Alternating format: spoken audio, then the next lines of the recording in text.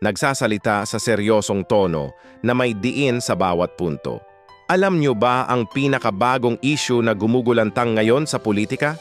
Diretsahang sinabi ni dating Governor Chavit Singson na hindi raw bagay maging state witness si Speaker Martin Romualdez. Bakit kamo? Dahil ayon mismo kay Singson, si Romualdez daw ang itinuturong utak sa likod ng umano'y anomalya sa mga flood control project.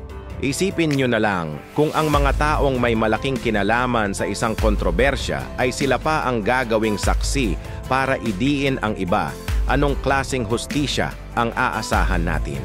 Ito ay isang malaking katanungan na dapat nating pagnilayan bilang mamamayan.